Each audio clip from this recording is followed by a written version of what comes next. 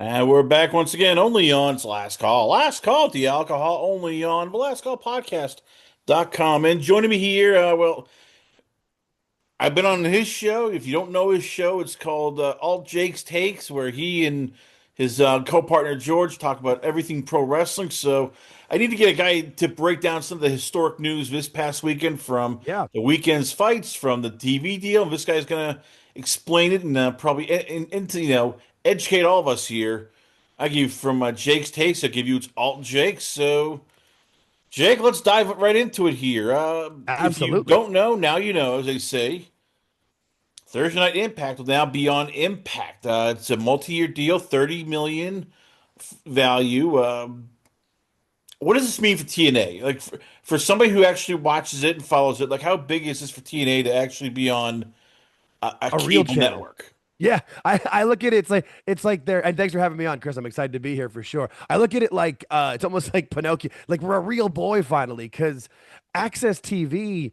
I mean, the only place that I knew for sure that had it for the longest time was Direct TV. Like if you had Direct TV, you could get it in your like 300 channels, but nobody, no regular cable had it. I was able to get it through through an app that was through Canada, because I got a buddy in Canada. I was using his, so I was watching it through a Canadian 360 Sportsnet, because it's impossible to try to watch.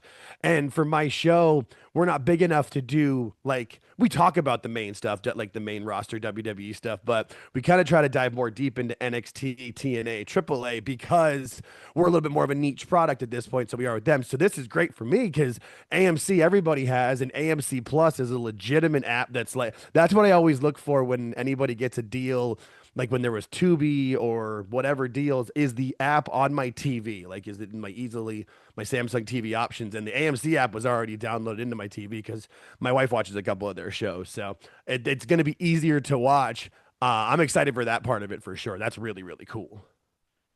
What I'm not sure about with TNA, they need to get to be doing only live shows, because they're doing the first one live, the second one live, but they're taping the third one at that same one with the second one in Albuquerque. So they need to, that'll do better, because in this internet world, people will read the spoilers and most people won't watch if they read the spoilers. We've seen that with SmackDown and WWE when they tape their shows for Thanksgiving or whatever. Well, before we get to that part, so just Sure. getting back to this, like as you said, just from a recruiting point, whether it's wrestlers, whether it's writers, whether it's just people in general, like how nice is it? How much does it help TNA? Like, oh yeah, we're on AMC. And people go, oh, I know that channel. Oh, that's the Right. Breaking Bad channel. That's Walking Darkwind's Dead. channel. That's Yeah. that's a show that actually has like real shows and not like just Destination America or Pop TV or even Access, where it's like, what the hell is that channel? Yeah, no, Access. Anytime I would try to find TNA and Access, there would be like music countdown shows, like the top 10 songs with the saxophone in them, or the top 10 songs about road trips. And it's like, who is watching this? That's like the stuff you put on in a waiting room.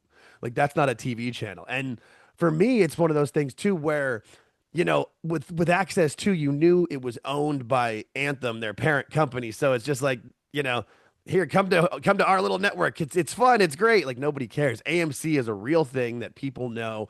I'm not sure who, because everything's a conglomerate nowadays. I don't know who like their parent company is, but that's something that they can be part of the upfronts. They can be part of whatever meetings they have with them. Like Carlos Silva seems to be a very personable guy. He goes on podcasts. Does interviews. He'd be great in those, like an AMC panel or something with it. That'd be awesome for them. I don't know if it's like a NBC Universal or whatever with them, but think it might be BBC America. So the next step is, of course, the money. So it's Yep. 30 million, I'm guessing, over 3 years.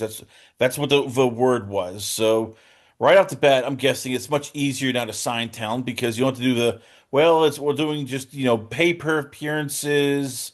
This way you don't have to worry about, having a huge budget. Like how much does this help you in your eyes? Like not just re-signing talent, but going out there for maybe that big name, whether it's a Bobby Lashley, a Punk, somebody. Now I have to worry about, well, we can't afford you. Like they can now maybe afford like one big swing. That's a good point. I was going to say, I'm like, it's one of the things where you can get one or two big, or maybe even like two or three like really good like Karrion Cross is out there who's someone with a name, that gave him back to Killer Cross or whatever with it. I'm not sure who else is out there or who others deals are coming up. Like obviously we know Chris Jericho's deal's coming up, but he's gonna go back to the main roster of WWE. But you and I have talked about it before where the main roster of WWE is kind of overbloated right now, and there's going to be some movement coming up with NXT. Maybe instead of sending people back to NXT for a period of time, they can just release them and TNA can take them, or almost like one of those deals like a loan deal in sports where it's like, okay, you go to TNA and we'll pay half of your big salary, but they'll pay the other half of it or something with it. It's just more of a thing where you'll be seen. Because again, being on a TV channel and a cable network is important, but let's be real, more people are watching these days on apps, whether it's through their TV, through their phone, through their iPad, tablet, whatever. More people watch, almost consume everything that way through the internet than through regular TV. I mean, we see that with the TV ratings for any show. I mean, whether none of it is where it was even 2 or 3 years ago. It was what the numbers are now, and they're only going to go down because less people are watching actual TV. I would be interested to see how the deal breaks down. Is it just 10 million a year, or is it like, 5 million and then like 12 million and the last year's a much more? I'm not sure how it strokes or battles out with it. But what is cool too is they're partnering with NXT, and NXT was mentioned like 2 or 3 times in the press release that I read yesterday to make sure they know it's not just going to be the TNA talent that we have here. We're going to be partnering with NXT. We'll be on their show. They'll be on ours. They even mentioned Nick Nemeth and Matt Cardona being on Raw and SmackDown in the John Cena tournament. So that was really it was a really good press release. I thought it looks really, you're set up well, but obviously they need to be. This is one of those times where it's the honeymoon phase. Everything looks great now, but we got to see how it plays out into action. But I'm excited for them. George and I have been talking about them getting a TV deal probably since like July. I think it was around like the Slammiversary time when Trick Williams won their title, and it seemed like they were really going for a big storyline with NXT. It just seemed like that was trying to be a proof of concept, and I'm excited to see this for him. I will definitely be watching it much easier now than having to go through a weird third party app and figure it out. Now I'm glad you brought that up. So there were reports that, either WWE, NXT, or even AMC could, trigger a 60-day termination where, all right, look, we're not happy with the partnership, we can terminate it. That's been, I think, overblown. Like so far, nobody wants to do that. If it's the nuclear option. So but it's a big thing because, as you said, eventually TNA has to grow on its own. So Right. for the long-term partnership, like what do you do? When is it time for TNA to go, look, we love you guys, it's great, but we got to start either branching out on our own, or we need bigger names. We can't just have right now, like we're sending, you know, High Rise, they're sending Lexus King, they're sending, Stax, Lorenzo. Like Yeah, Brooks now they're on Jensen. AMC, Yeah, they're yeah, I probably gonna get go, you. we want somebody bigger to help with the ratings. Yeah, and that's a good point too of like when does the deal start to like turn on it? And obviously now everything's looking great, and they kind of, I feel like the deal was what before was to get them this TV deal, but you're right. Moving forward, I feel like the NXT initially, because it's also too, what is AM? I don't know. We don't really know what AMC is looking for. I mean, you hate to bring up AEW and compare it to them, but we knew when AEW got the deal. I remember, they had initially over 1 million ratings and like 900. And everybody, Dave or everybody else always said TNT or WBD is looking for 500,000 live viewers every week. Is AMC on that level? Is that what they want right now? Or because I don't know what I don't follow like the ratings of the regular dramas and TV shows anymore at all, because it's not really big news. But what is AMC looking for? And I would also kind of feel like they'll kind of do what WWE did with Netflix, and that first show in Dallas, and probably even that second show, the first two live shows, and one's in Dallas and the other one's in Albuquerque, and really load those shows with as much as they can. Like people have been talking, maybe AJ Styles goes back and has one more match in TNA. That's the time to do it. That first one is probably the best time to do it. Put him in the main event, because he's obviously on the tail end of his career, but he's still a huge name. I mean, when he showed up at Bound for Glory and, like put the stamp of approval on Leon Slater, or was it Slammiversary? It was one of those two. But he put a stamp of approval on Leon Slater, and it was an awesome scene. And it was just all he did was walk out to his old music and walk into the ring and cut a promo. If he actually had a match, maybe against Leon Slater, like that would be great for him.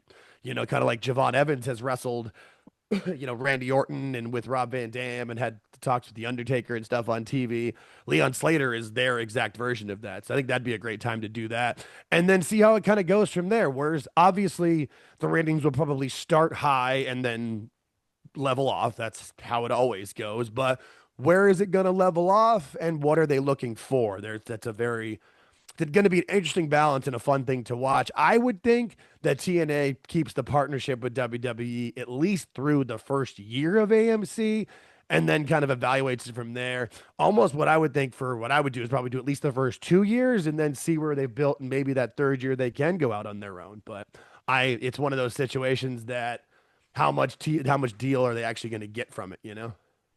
So the average TV show ratings in prime time for AMC is around 200 to 300,000. You Okay. figure if TNA can get 100,000 on access, which, as you said, how many people even have access? Good luck with Yeah. that. They should be able to get three to 400 to start off, and maybe a plateau around for 200,000, 200 to maybe 300,000. I was thinking 250 actually. Yeah. Yeah, I thought that'd be good. so I can see why AMC is doing it. It's like, okay, hey, Yeah. this is weekly product. This is pretty good. We are in business here. Again, though, for Yeah. TNA, it's like, okay, can they leverage this where they're getting now TV writers to help them out? Because it's one thing when you have just wrestlers, producing and writing a show. If you have people who, write TV scripts for Hollywood, for mainstream television, you have to figure it's now easier going, hey, Nick, do you want to write for this promotion that's on AMC? And they can go, yeah, we can put that on our resume rather than, hey, just want to write for this promotion that's on, yes, and we really can't pay you Yeah. much. Right. No, it's that's crazy. I was thinking they were probably around the 3 to 4. Yeah, they'll be great on if they can hit the 250 number as their regular and then try to go up from there with it. And then I really think a lot of it will come from the people. I mean, if they have the TNA stars invading NXT enough, and they can get those people that want to watch that are watching on Tuesdays to watch on Thursdays, because it is one of those things that the NXT audience is they're WWE watchers, but they're the people that know everything. They're the people that knew, when Ricky Stark showed up, then before he became Saints, they knew who he was the moment he showed up, just standing there with a microphone. So that crowd will be more inclined to watch, especially if you give them a reason to. Yeah, they might end up being like one of the top rated shows on AMC, kind of like NXT has been for the CW. Because what do they? I mean, they get between 5 and 6, and obviously that's broadcast television versus cable, so that's different. But they're also going to be telecasting it on the app, and they're not. Maybe we'll get those numbers from that app, what the views and the watches are with it. Because I know that's probably how I'll watch it is through the AMC app. Will be easier for me. What do you want to see from TNA in general going forward now? Like I've Yeah. heard people say, hey, get a better logo. Hey, start, marketing the product better. Hey, get more wrestlers. Like if you had a checklist that now, okay, now you're on a network, now you have some money to play with. Yep. Now, you're no longer on, of all things, friggin', Access TV. Like you go to Carlos Silva, yeah, hey, this is my checklist. What would your checklist be for Carlos Silva for him to Sure. do in the new year? Yeah, absolutely. So, the logo and that kind of stuff that can come with time. If somebody comes up with a good one with their marketing crew, great. I don't really mind those where they are, but that's not something that I really focus on for me personally. But I get that. First off, number one for me, like I mentioned it earlier, because it is super important. They've got to go live every week, even if they do like NXT does, where two or three of them every week. Or NXT does all of most of their shows from the Performance Center. But if they call it Impact Zone or whatever, like somewhere where they do, I don't know, two or three of their shows every week, every month, but then they travel out because it's better for it to be live than it to be traveling and taped, because I think that's kind of the difference. Now, just being live in this day and age, because the spoilers will get out. They always do. Like there was a thing recently where somebody was at a TNA show that was taping and they were posting pictures to their Twitter of what was happening and the result, and they got kicked out and they were mad about that. But they're trying to keep that stuff under wraps. So that'd be the first one. The second one is you kind of said it with like getting TV writers or people who know how to make things a little, because one of the things about LOL TNA that's always been is some of their storylines have been super cheesy, or they've like killed people off and that kind of stuff. Like they've got to get a bit more serious with that kind of stuff. But I feel like they have. I've been watching TNA not every week, but most every week since probably like the middle of the summer. I really started getting into it, to building up to Slammiversary. And there is still some stuff. There's still parts of it that are a little silly, but I feel like a little bit has to do with their roster with it. But when they've done the involvement with NXT, like there's been some silliness because obviously with Santino, but they haven't made it nearly as cheesy, I guess is the best way I can say it. So it would just be more solidified and good storylines, which I feel like they're trying to do now with like Mike Santana and Kaz and that sort of stuff. And then you kind of nailed it too. They got to bring somebody in, and it feels like to me, Karrion Kross is probably the answer. It's almost like I wish this deal had happened last year because I really think Rusev would have been a great answer for them.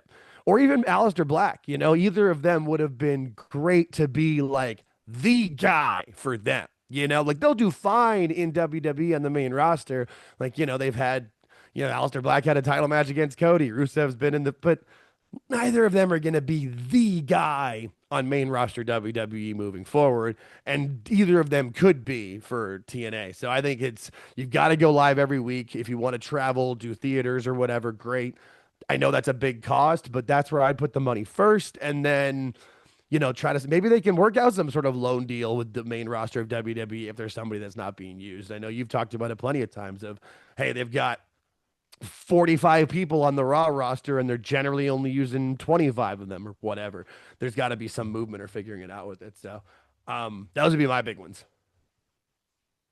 Well, we go from TNA to WWE and the Survivor Series. So you watched it. You watched Yep. all four matches, which almost found it seemed like 3.5 hours. What went right? What went wrong? And how do you grade the overall show? I mean, so for me, I mean, I guess because I've also been one of the shows that George and I do is a live show reviewing AEW Dynamite, so I've had to pay more attention to them and their pay-per-views recently. So for me, it felt like the pay-per-view felt very quick, even though it did go for a while, because I was used to watching their 5-hour extravaganzas. But I mean, so overall, I would say the show was good to very good, probably a solid B. It's what like some of the stuff was great with it, some of it, eh. Like the women's war games, I still don't really understand why that just couldn't have been like a traditional Survivor Series elimination match. I don't really feel like they need two war games matches. I know they want to have the equality with it, but I feel like what they could work the storylines, because this year the men's war game made a lot of sense how they built it up with Paul Heyman and all of that. The women's wasn't as much. And so I feel like that one probably could have just easily been a Survivor Series elimination tag kind of match. And they've had that happen before too with like the women's matches in War Games have been more like in 2023. I feel like it was the other way where the women's was more important than the men's, but they've got to have both. And so the women's was what it was. The second match though, the Cena and Dom match, I loved everything about that because I love how like, watching Dom improve has been one of the most fun things of the last 2 years in professional wrestling. Is just watching this kid figure it out and gain the confidence to actually be able to be good at this. Because I mean, until he turned on Edge and Ray and turned heel, he was one of the most boring things in all of wrestling. Like you're just like, white meat babyface, Nepo hire because of his dad. But they turn him heel, and he's really gotten great with this. And he was able to go toe to toe with Cena in Madison Square Garden, and then in his hometown, or not Madison Square, in Boston, in John Cena's hometown, and then in his hometown, in Dom's hometown, in front of 40,000 people. I loved everything about that match. And then Liv coming back was perfect because they're the great little Bonnie and Clyde couple. So I thought that was fantastic. Um, the next the women's title match, all I can really say is Stephanie Vaquer might have been the MVP of the whole night because she made a Nikki Bella match passable, palatable. Like it wasn't great, but it's Nikki Bella. I mean, let's be real. We she's from my area. She's from Arizona. But she's from Scottsdale. So that's all I need to. The Bellas are the Bellas. This match though, the main event, I loved. Because I liked seeing Punk and Braun together to start the show or start the match. I thought was great because I really think that was like a throw Braun into the deep end and see what he can do, and it was fantastic. But I really enjoyed. I mean, I enjoy the show because when I watch the show, I'm trying to enjoy it. Like I want to get the most out of it, but I did really enjoy. I guess the IC title match and the men's War Games I loved, and then the women's War Games, sure, and then good for Stephanie for making Nikki look good is all I can say. Try not to be mean, but it is what it is. Is it time to sort of, I don't want to say get rid of war games, but put it on pause? Because I Yes. remember the lead up, it was like, so the men's is basically the Vision plus Drew plus Logan Paul versus Cody and Roman and the Usos and CM Punk. This is just like, hey, let's get all the main event guys, and oh, we can't forget Brock Lesnar. So let's get all the main event guys and throw them into a pile and just go, wee. If you It thought worked. that was bad, the women's was even like, Yeah. okay, so The men's I could buy because of Heyman. Like Heyman, and because Paul Heyman's amazing at what he does, he could weave that all together and work with, and it did. But yeah, the women's, well, it could have been a traditional Survivor Series match, and it would have been fine. Like, it would have been great. And maybe I'm old school, but I like the old traditional Survivor Series. But I agree. I am all for War Games no longer being attached to a PLE, and make it happen like what they did with Hell in a Cell. That was no Triple H took that away from being a pay-per-view, and when a feud deserved it, like Punk versus Drew last year, they had it. That was perfect. For War Games, they've shown they can make the storylines work, like with the bloodline and stuff. They did make some of them work, but yeah, this one was very loosely tied together by Heyman, and it worked because everybody's a main event guy and they're stars, and it was fun. But no, I don't believe you. I don't believe you need to do War Games every year anymore. Like they're fine, and there are people that really enjoy them, and there are people that really have like a big tie to the history of them from when they were, what War Games initially was in the '80s, but. This isn't that. Like, it's not an end of a blood feud because nothing ended. Like, they all just keep continuing to move forward, which is fine. But yeah, I'm not the biggest fan of them. I like it. I always like the traditional Survivor Series matches. I don't think we need a pay-per-view of all those, but if you want to have all your stars in one match, just have a big 5-on-5 traditional Survivor Series match. That'd be fun. That'd be a cool way to end the show or start how it. much does it hurt that they don't have the super group right now? Like, you look at Judgment Day and they sort of feel like a mid-card act. Nothing bad against them, but it's like, Dom is the Intercontinental Champion, and then you have Finn Balor and JD McDonough, who are sort of just right now there. Then you have three women, so you really can't put them in a War Games match with the guys, so that's sort of hurt. The Wyatt Six, if anybody listens to me, I've been on them. They just sort of they are the square peg in the round hole. And then you got Solo Sikoa's MFTs who feel like a Timu bloodline. Like, does that Yeah. hurt that there isn't this super group? There's no more bloodline, no more, four horsemen, no more, evolution. That it's just Yeah. there. To have a War Games, absolutely it does because it doesn't make like it's not that you need it to be obvious, but it works very easily when you have those groups. Like for a while, like when they announced whenever they first announced War Games was going to be in San Diego, like 3 or 4 months out.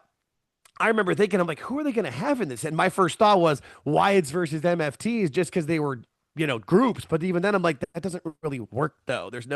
Where's the stars? Where's the pull? Where's the hook?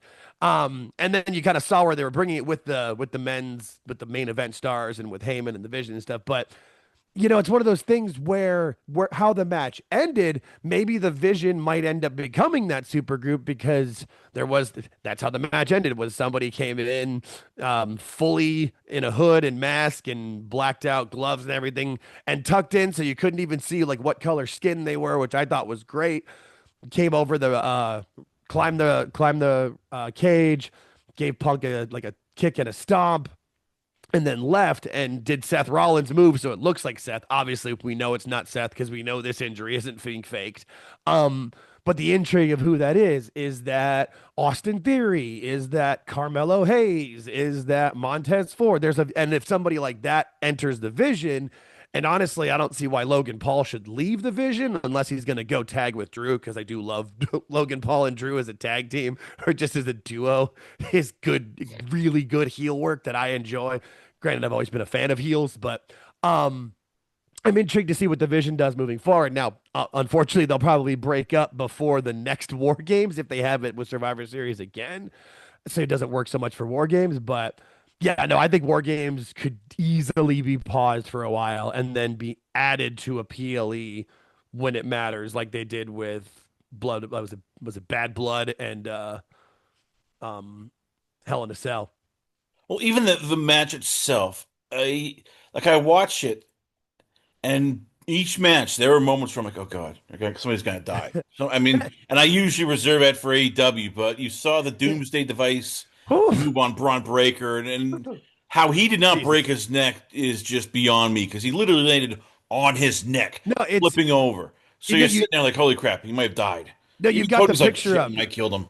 It's he's got those neck muscles that normal humans don't have. It's just like Brock when he did the shooting star at WrestleMania 19 and landed on his head. Exactly. Like it's what anybody else probably would have just been done at that moment, or at least, knocked out for the rest of the match and maybe, but no, but he gets up and is fine because that's early enough in the match. Yeah, no, those, what is it, the trapezoids or like whatever those muscles there that, yeah, technically we have muscles there, but we don't have theirs. And that's the only thing that saved him. Because I watched that back a few times the day after, because George and I do our Sunday show and we usually will review whatever's happened.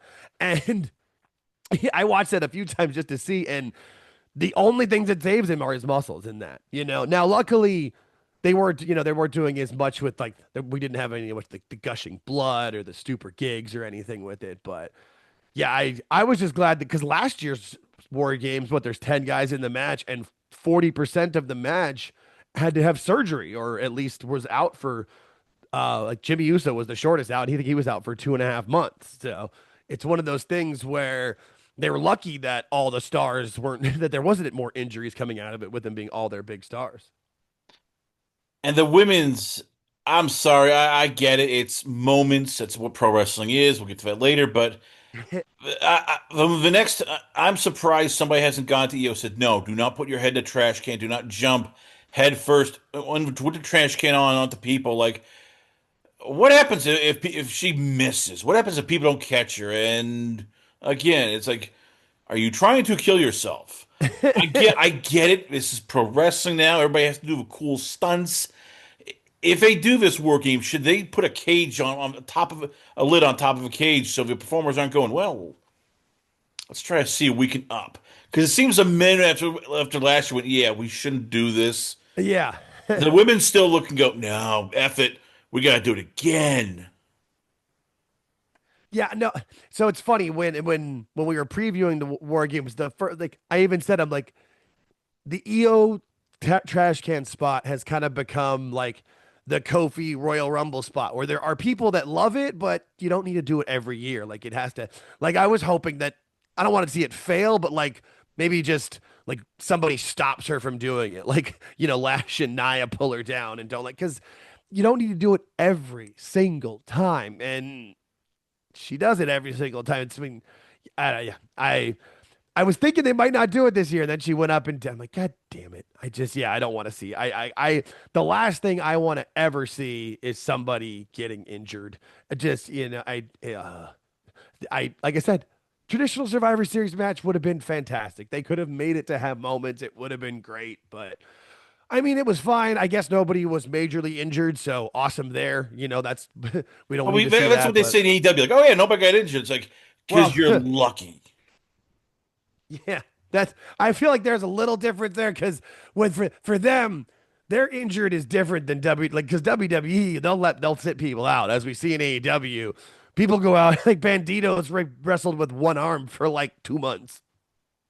No, I get that it's Yeah, yeah, and if look, yeah, AEW is much better than AEW, but it's still this yeah. everything with No, these wrestlers you see. It's like, oh, we got to do a cool spot. We got to do a dive. We got to jump off the top of a gotta have a cage viral moment. and yeah. So again, at what point if you're WWE do you start pulling back on that? I get it. It's all about the moment, but what happens when somebody gets killed? Next thing you know, that moment is all of a sudden turned into news TV going, yeah, wrestler died again, and they start going, this is Owen Hart 2.0. I yeah, no, I fully agree with you on that, and it's for me personally, I'm fun. See, I'm get bigger of the moments with like returns or somebody turns heel on somebody else because I'm old school. Like I don't need a tope suicida off the top through it with a special twist at the end when somebody landing on their head or them somebody breaking out a ridiculous weapon or a bat or a bed of nails or going through the table head first. Like I don't need that personally. It was cool. There was when Roman speared Brock with Jimmy or with Jay on top of like there's cool moments, but those were at least safe. I anytime I see somebody going up or going on the top of the ladders or whatever, I just cross my finger. I don't want to see which going back to what we were talking about earlier about TNA. Pretty much every TNA pay per view, there's something where you're like, oh God, don't, oh no, no, no, yeah, don't, and again, but like, usually by the grace of God, everybody's okay. Like I mentioned Leon Slater earlier, he came off the top at one and they were supposed to catch him and they didn't. And he got up because he's 21, like as me in my 40s, I land like that. I'm on the floor for the rest of the day. You mentioned before Nikki Bella versus Stephanie Vaquer. I get it. They're trying Yeah. to sort of build Stephanie up, and they don't want to just. But at some point, when do they have to start doing like, okay, we really need to give her a Io Sky, a Rhea Ripley, a Bianca Belair, like somebody where it's like they can take her to the next level. I get it. It's a risk because you're not sure. What happens when, as we'll get to it, when the crowd decides to do whatever the hell they want to do. But Yeah. I mean, the Nikki Bella is only good for so much. You can only shove in there like, Roxanne Perez or even, Raquel Rodriguez. No offense to them, but, a lesser. Like when, if you're WWE, you go, okay, time to, give her somebody that it's a real big feud. And you can really sink your teeth in that can help her elevate her to that next main Now. star. It's now. No, it's absolutely 100% now. Because what Survivor Series was Stephanie getting a big win over a name, whatever that name is. A lot of people know the Bellas, they're Hall of Famers, they had their show or whatever. Over a name star in front of 40,000 people in a stadium. Like that's kind of like making her as in my mind. And I would think now the easiest next feud for her would probably be Liv, just because Liv came back. She can say she wants her title. She's a heel still. Because I don't know with an Io or Rhea, as much as those would be fun, I don't know if they want to do a babyface yet, especially with Stephanie because she's still newer. And there are certain people, not many, but you do see some people online that are like, oh, she's been pushed too hard. She wins too often. Or because she's really good at what she does. She's awesome.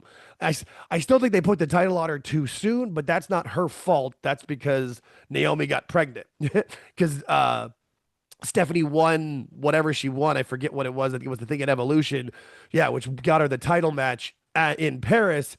And then 3 or 4 weeks later, Naomi announces she's pregnant and vacates the title. So then that match becomes for the title, like, and then so I think they kind of got screwed in that sense where they kind of had to put it on her. But they could make it work. But I would think Liv would make a lot of sense for her next feud, unless maybe you said Bianca. I don't know where she's been. I don't know if she's healthy or whatever. That could be a good feud to come back to. I don't know. Like, it would still probably be babyface, but I think that might be a little easier. But I think Liv would be the best answer initially to get through the rest of the year.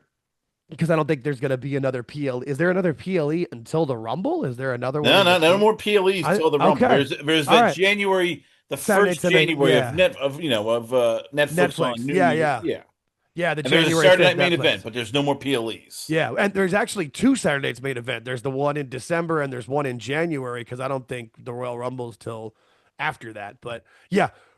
So I would think a few would live. Honestly, that might even be perfect. Then they can have the title match on that Raw, that January 5th Raw, because they want to make that a big show like they did last year. That might be perfect. It might, If the easy way for Stephanie. I don't know. I just because you're right. You're absolutely right. Everybody I've talked to about this because I went on the awful wrestling's YouTube channel with Dis is awful right after Survivor Series. We talked about that. I did my Sunday show on Spaces where George and I talked about that, and people in the chat were talking about that. So because everyone's like, now is the time for Stephanie. She needs to face somebody with some pedigree, whether that's somebody who's great in the ring like Io or big like Rhea, or hey, Liv's a star, whether people like her, make fun of her size or whatever. If she's still a heel and doing her cheaty bullshit, it would work. So that's where I think they go. That would make the most sense to me, but I'm not booking it. So we'll see what happens. Speaking of booking it, they are finally booking Punk versus Brock. In the WWE is even more of a senior citizens. Punk, Roman, the Usos, Cody, Randy Orton, AJ Styles are all over the age of 40. He's the outlier. He is that guy who is under 30, who has come through the most recent NXT. He also looks the part. Like when you want to say what a pro wrestler should look like, we talked about it. Yeah. He has the trapezoids, the neck muscles, the arms, the legs. He runs probably a 4.4, a 4.40 and a 40-yard dash. He looks like he is going to murder you if you just even sneeze in front of him. Is this now the time to put the rocket ship on, to give him a world title, to have him beat Punk decisively on the first of Raw? Not that part yet. I think it just needs to be a great match with it. It will be because he's absolutely a star. And the promo that he cut on Monday really solidified it because that didn't feel like a scripted promo. That felt like, hey, we want you to cover a couple of things, but go out and do it yourself. Because that really felt like a Steiner promo. Like that's like where he was like, kind of like the little laughs he would do and little twitches and make a couple mistakes because he's too jazzed up. Like that was cool because it worked. I don't think they need to put the title on him yet, but I think the match is either really good and either it's a disqualification somehow or like Punk ends up stealing the win, because the wily veteran. Maybe you have it happen at Mania though. Like it's one of those things where I don't think it needs to happen yet because, like you said, he's under 30. He's just kind of getting into like coming into his own as a full main eventer. I mean, you could, it would work. I just think it might be too much too soon, because you could only win the title for the first time once. I guess, but and I get But why Kevin Apollo, who unfortunately can't make us with us, says the same thing. Like you got to do more of a slow roll. He's the closest thing to Brock Lesnar, and when we saw yeah, Brock, they put the rocket ship on him and said, "Just go with it." yeah, yeah, you're right. This is that rare guy you look at and go, he could walk into another sport and play it. Like most wrestlers we look at, whether it's Punk, Cody, even Logan Paul, we go, yeah, you're wrestlers because you're just not physically big enough to do, football. You couldn't do hockey. You're athletes, but if this is what you do, and if you try to do another sport, you'd probably look Right. embarrassing. He's the We've outlier. seen So Cody shoot a again, basketball. Yeah. yeah, when do we just go, here's the rocket ship. We are going full on with Braun. He is the guy that is literally that elite athlete. So, yeah, I would say so for me, it's sometime in 2026. The absolute latest would be WrestleMania. Would that be 43? Is that where we're at now? Yeah, 43. No, 42, I believe. But yeah, we're at 42. So I would say the latest would be the next WrestleMania. I would probably do it. I would think sometime in 2026 makes a lot of sense. I don't think it needs to be in January. It could be at Mania 42, maybe SummerSlam, sometime in that year, sometime next year makes a lot of sense, especially with how well he's done this year. The latest would be Mania in 2027 for me, but I would do it sometime 2026 as long as everything still works out well and you make it work where, because I think I think if he beats Punk in their first ever one-on-one match, it's kind of like where do you go from there almost, and that's where I think Kevin's kind of thinking in the same idea of, you don't want you want to slow build it, but it doesn't need to be that slow. It just needs to it doesn't be super slow, but just needs to be. Yeah, I would think sometime next year, depending on the pay-per-view schedule. Shit, maybe have him win Money in the Bank. I don't know. There's a few different options for it for sure. And as long as he stays healthy, he is definitely. And he went through like all versions of NXT. Like he was with the weird, like he came in the regular NXT, and then there was like NXT with it the 2.0 with like the weird paint colors and stuff, and then was at the and then left right after that. So he's been through it all. So I love the kid. I think he'll be great. I don't know if this match is the time to do it, but we'll see. I would think either Mania, SummerSlam, sometime 2026 though. So the other WrestleMania match, which you loved, was the Intercontinental title, where John Cena came in as a champion. Dominic Mysterio beat him for the title. And we have one match left with John, where it's going to be him versus either LA Knight or Gunther. How do you rank this retirement year? Because it feels almost like disappointing. And I get it. Look, he came in, he wanted to do it, but he had TV and movie, obligations. So you Right. couldn't have him wrestle a full 52 weeks. You knew that, as he said, he is not the guy he was before. So you can't expect him to do all this crazy stuff. But as I was watching the Dom match, and it's like, okay, yeah, I get it. You don't want to have him as the lame duck champion going in.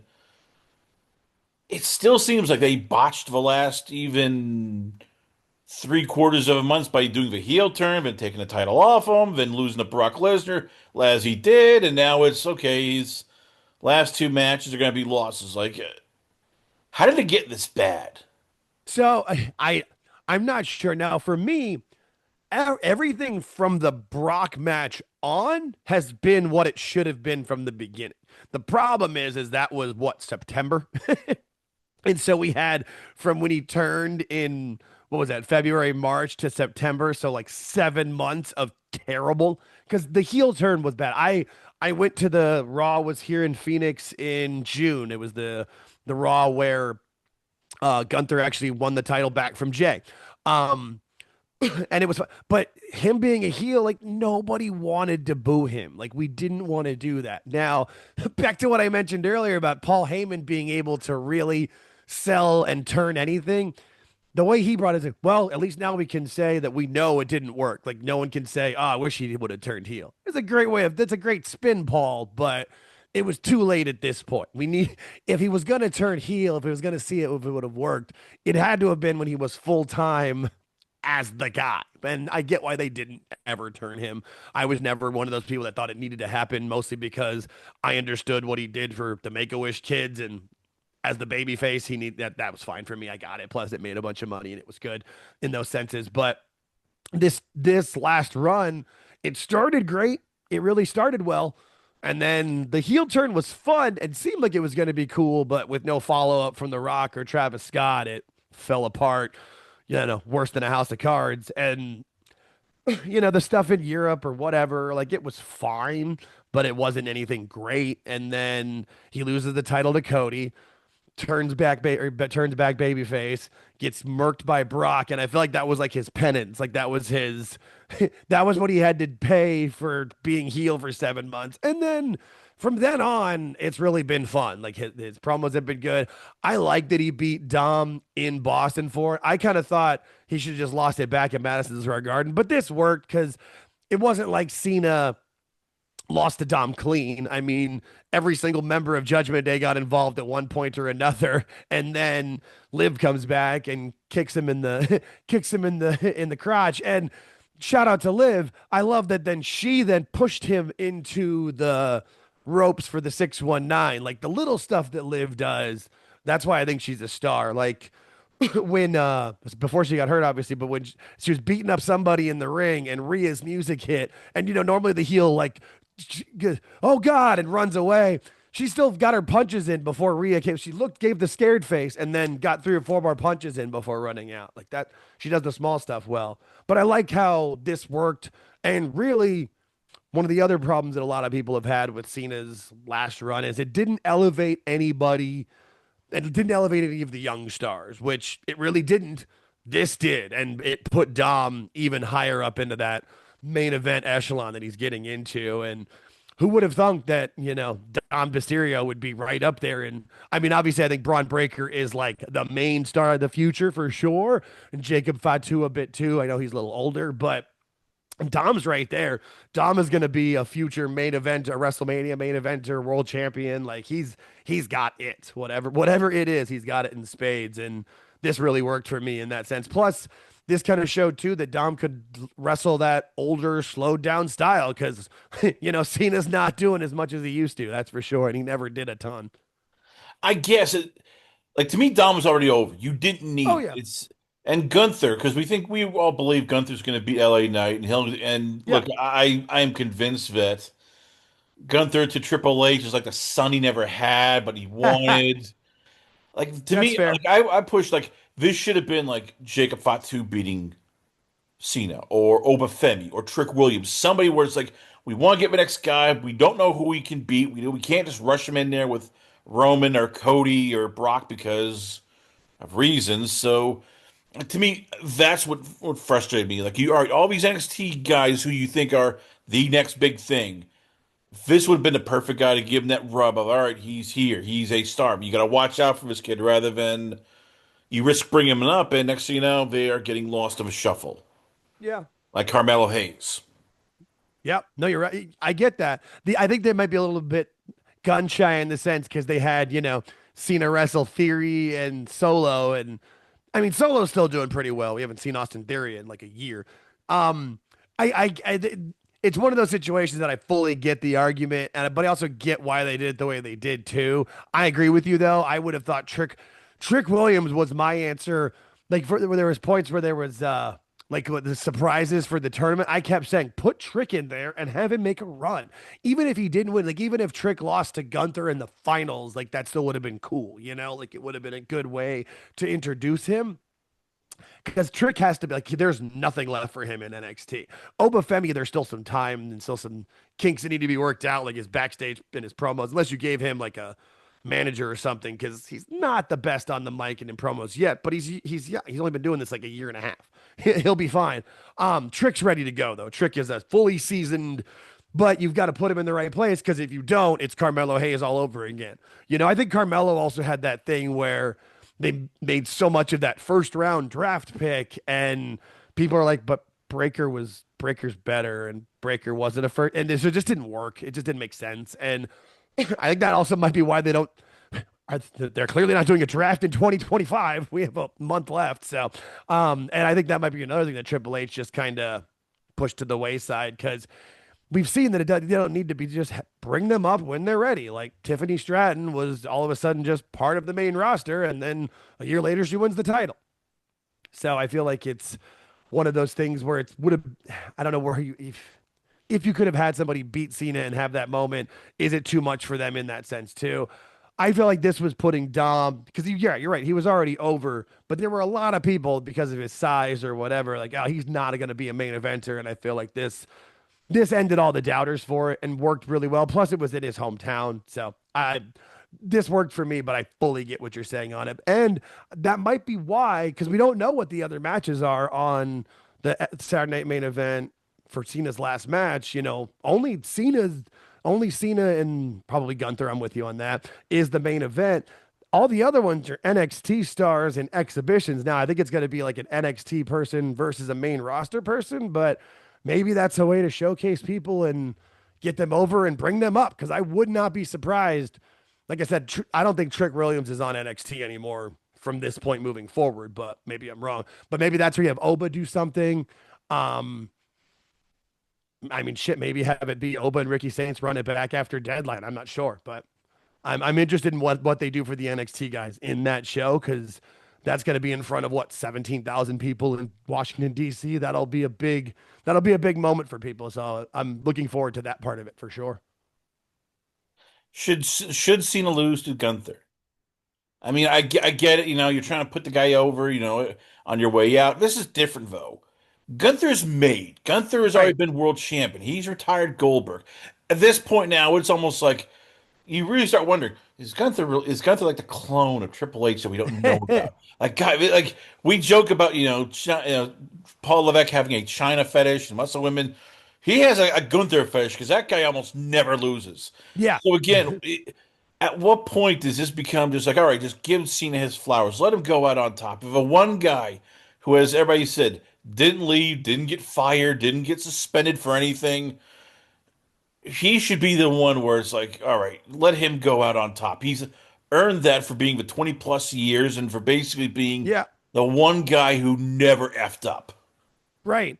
And like, and with what he's done in his movie career, like The Rock too, to a point, but I feel like Cena's a bigger, like he's in more movies. I see him in more things. And every time, like he always usually, when he's interviewed about it, he always puts WWE over with that stuff, always talks about that being home and whatever. No, I actually think that's probably, well, they took the IC title off of him so that it would be so we didn't know for sure Gunther was going to win. But I thought for a while that Cena should win his last match for that kind of same reason. And I think with Gunther, like have Gunther beat the crap out of him, have it be a big battle, and then Cena can somehow go Super Cena one more time and get the win barely. Like he's got to, he's got to do the 5 move of doom like 10, like 3 times or whatever. I don't know what it is. Some sort of major thing and gets him, and then like, but he's completely gassed. And then, at the end, he puts Gunther over and lifts the hand up or whatever with it. Cause you're right. Gunther doesn't need it. See, that's where Dom was over, but he wasn't made yet. Gunther is beyond a made man because, like, you can count his main roster losses on one hand, or at least the people that have beat him on the main roster on one hand, and you don't even need the whole hand. So, yeah, no, Gunther, and I get why Triple H has a, love for the guy. He's massive. He's a great heel. He knows how to work in the business. So I don't mind Triple H's obsession with him. It could be worse. So this leads to the final segment, which we were talking about off Yeah. air. Like we see here, Cody and Roman is supposedly wrote quote unquote the plan for WrestleMania 42. Neither guy is a heel. Neither, both of them are sort of baby faces. Cody, the ultimate ones. Roman became one almost by osmosis because people just love the saying, tribal chief OTC. It's getting tougher to become a heel. Like even Yes. Drew, who is as dastardly as they come, is getting cheers because people love the savage lines, the tweets. How did we get to this? How tough is it? How did we get to the point where, unless you're Logan Paul, everybody gets cheered no matter what? Is it crowd? Is it just PC? Like, how did we get to this part? Well, and initially, so there's a few different things initially, and I think initially it will come down to there are certain people, and I'm one of them. A lot of times, like when they watch regular TV shows, like people who watch Game of Thrones really loved, like, the heels on the show. Like, there's a lot of people who thought, Tywin Lannister was the best character on the show. I was one of them for a good watch. He was horrible, but it was fun to watch. Like people love the Joker. And let's be real, there's no point anymore. There's some movies with kids to a point, but we all know what this is. It's a show, it's part of it. So it's hard to like really build that, like, hate. For a while Dom had it, where people were just booing every time he grabbed the mic, but we saw him work through that. We watched him get better. Like that's for me. Like when I go to the two show, he was only on one of the shows I went to this year, but the show I booed him like unmercifully, but I also like when his music hit, I clapped a little bit because I respect the kid. I respect the hustle. Like when they still had house shows, he would do the Saturday and Sunday house show and Monday Night Raw, and then go work NXT on Tuesday, whether on TV or just in the PC, because he wanted to get better. So I respected that with it. I feel like that's a part of it too, and like MJF was a good heel for a while too until they ruined that. And I think the only heel really in AEW right now is Don Callis. And it's just because I don't even think it's his heel. I just think we all know he's a smarmy kind of dude and nobody likes that. And it's not that so much his character is a heel, it's like the person playing him is the heel. Which is, goes back to Logan Paul because he's really good at this, but he's just such a D-bag. Like we just, everybody knows who he is in that sense. So it's really hard to get that heel heat because everybody knows you're playing a character and playing a part. Now there are times where there's moments or things that work with it, but I mean, even The Rock being like the final boss and major heel against Cody, the ultimate babyface, there were people cheering. There were people cheering for it. So it's just there's always going to be that part of it in that sense of people want to cheer. People understand the best, especially when you mentioned Drew. As heelish as he's been right about like 95% of what he said. So you can't fault him with it in that sense. And so it's just one of those things that it's just part of it. We can't put the genie back in the bottle. We all know what it is now. So no one's gonna hate a heel anymore. It's you might hate what they're doing or like the character, but do you really do they draw that heat? Like no one's trying to throw swings at them as they come down come down the ring. So it is what it is in that sense, I guess. How much is it also everything is very sanitized? That oh yeah, because it's on Where, TV. Yeah. but I mean, even then, like you go back to the days of when we started watching it in the '90s, and you would see women getting hit with stunners, pile drivers. You would see, degrading. You would see all this. Granted, certain people like Vince McMahon took it too far, but it was like Yeah. that they are being dastardly. So that's why you booed them because they were just scumbags. You don't see that in WWE. You can't, and even TNA, you can't fat shame. You can't, sexually, degrade somebody. You can't call any rude names. No violence towards women. And I get it. I understand that. But as you said, like the Game of Thrones, yeah, Tyrone Lannister was a cool character. You still hate him because he did all these horrible things to remind you, yes, look, I might be, the fun part here, but I am still a horrible person. Yeah. You Yeah. can't if you can't do that, if a heel can't do that, then how the hell is he supposed to get over when it's just two guys wrestling? One guy just maybe attacks the other guy first. Yeah, no, I think it's less on a heat for the heel and more of like that people want to cheer the baby face in those senses. Cause when you're part of when you're there live, like you want to participate. So when the heel's cutting the promo and they give you the opportunities to boo, like, and like when and really try to give them the heat back for it. But that's just not with WWE too. It's the TV PG product, so there really is only that far you can go to. And I remember people thinking when they were going on Netflix, oh, they're going to be able to curse and do all this stuff. Netflix still wants to put them in the PG ratings so that if the parents have like the family uh like blocks on there and they can't watch MA or R-rated stuff, WWE wants to be on the side where the kids can watch it. Like it makes sense because that brings in more money and brings in more eyes because people that's where we are as a society. I mean, I know TV nowadays that there's certain shows and certain channels that can kind of get away with whatever, but I mean, if you look at TV back in the 90s, they did some crazy stuff in that same kind of way of just being degrading on sexual levels or racial levels or any type of levels. And that's just society has morphed and changed completely in that way. And to where if you're going to put that on TV, then you're going to anger your sponsors and the sponsors pay for it. I mean, and that's why also too, I mean, back in the day, the sponsors were what? Like Chef Boyardee and Stacker 2 and, karate fighters or whatever. And now they're sponsored by Snickers and DoorDash and movies that are coming out that they want to promote. So it's corporate world. I mean, that's what's going to happen. I mean, that's from the time they went public till now, this was always where it was going to go. I'm surprised it took that long to get ads in the ring because there were and ads on the outside because that's how they make the money. I mean, look at soccer in Europe. They've had advertisements on the front of their jersey since the 80s. And I mean, it's slowly making its way here where there's ads on the jerseys now, like it's NASCAR, but that's how the money's made. And everybody wants to make money. I mean, that's Which I the get. American dream. I get that. It's just I find it hysterical that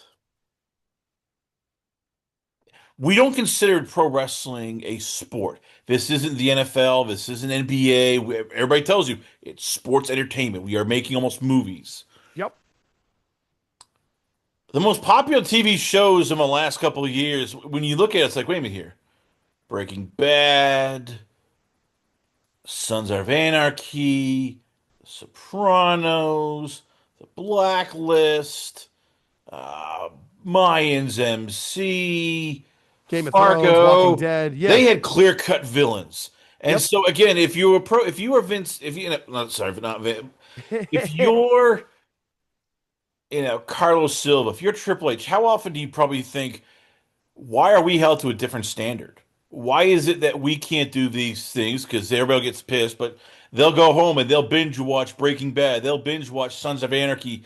They'll watch, The Blacklist, all these other things where you have to script horrible people do horrible things, and it's like, yeah, we're fine with that. We're not gonna, protest and do all this stuff with Yeah. us. Oh, ho, ho. They'll get the torch and pitchforks, folks.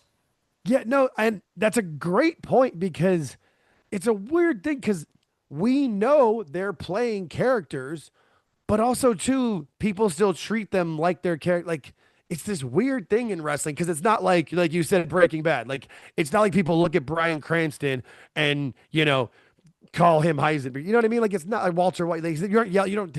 He's Bryan Cranston. You also didn't do that he wasn't Hal from Malcolm in the Middle either. Like he's an actor, and it's never made like we know it's not real in the sense. I mean, and maybe that's part of why they're doing the Unreal stuff is to like maybe show more that these guys are it's more they're more actors than they are reality stars, like this isn't real in those senses. Like there's parts of it that can be real and that's what makes things better for us as fans, but it's just it's a really really weird spot to be in because then even too when you see real things come out, look at like Tiffany and Charlotte last year where they start talking about 3 divorces or whatever, and then she's got to run out of the ring because Charlotte's gonna take a swing on her, and it's a very it's super weird, and you're probably right though that Triple H is trying to figure out how to get that up because him as a booker would probably love to have heels that do super dastardly things like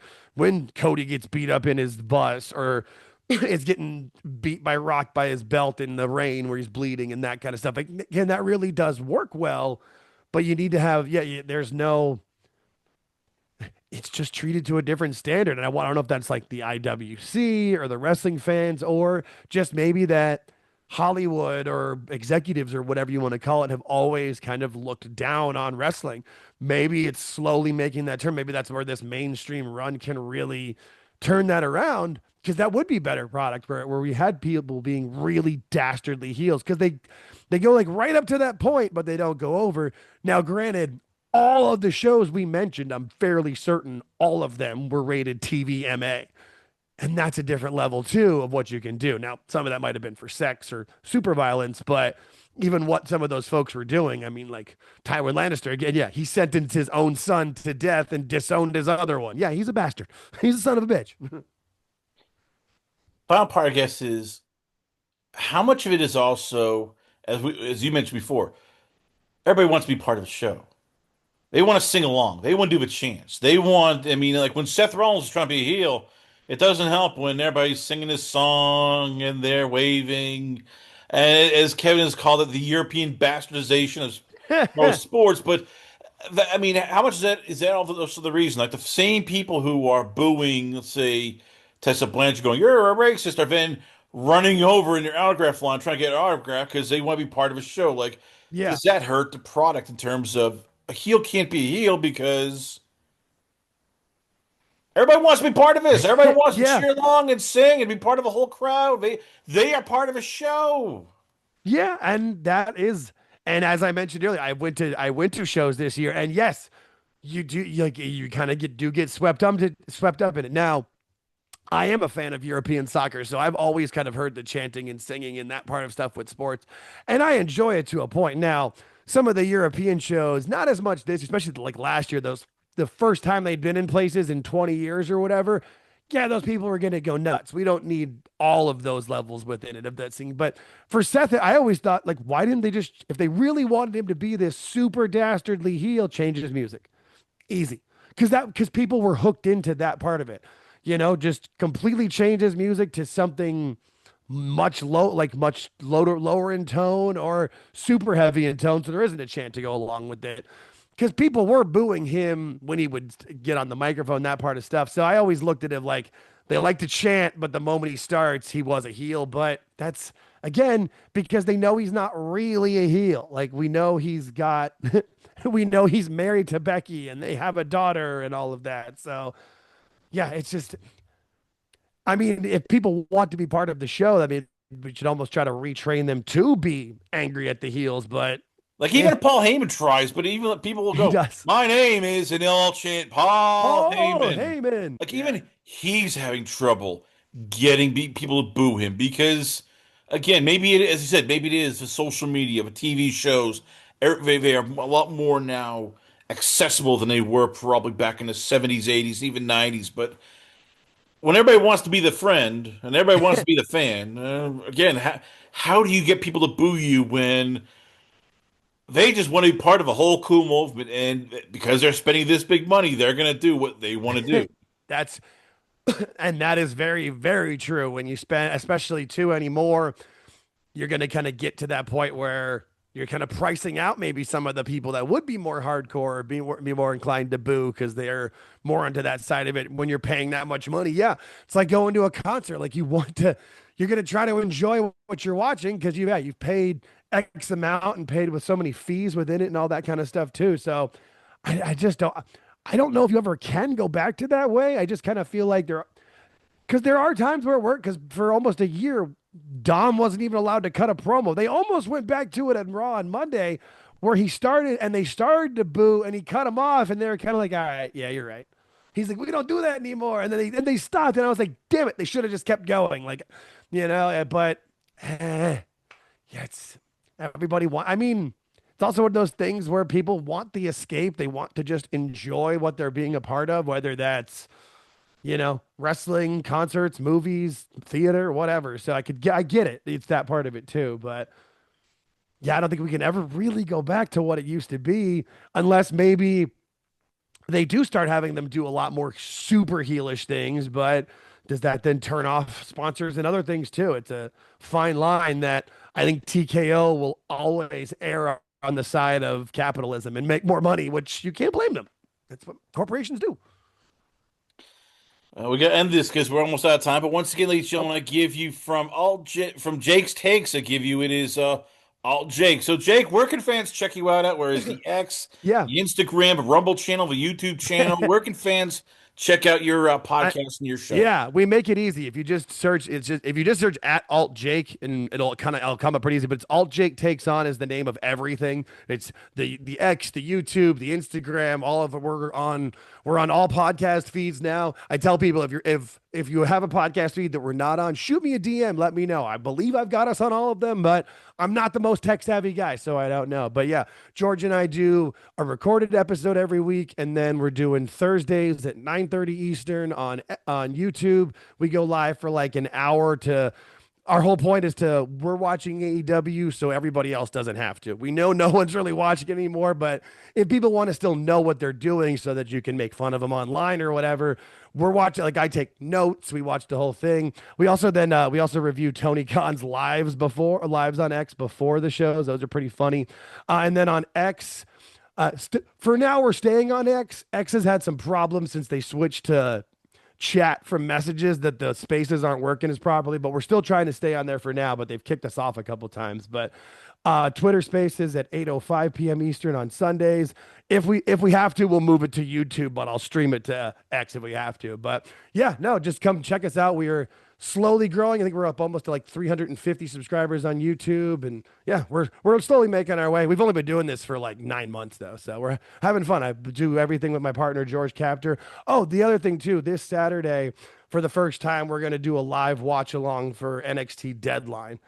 I say we. I'm not sure if he can make it. It might just be me, but we're gonna do. I'll probably bring some people on. I'll shoot you a link if you want one. We're gonna go live like a half hour before Deadline starts. Watch NXT Deadline live on YouTube, and then wrap it up afterwards. Just because I miss doing watch alongs. I used to do them all the time, and I want to still do them. So I'm going back to them. So that'll be the first one we'll do. It'll be I think it starts at 6:30 Eastern because the show starts at 7 Eastern. So that's what we do. At Alt Jake Takes On. Come find me. It's fun. Jake, of all Jake's takes, ladies and gentlemen, once again, always on a pleasure. Have you on the show. We come back. We got a lot more going on here. Only on it's Last Call of the Alcohol. Only on the Last Call Podcast.com.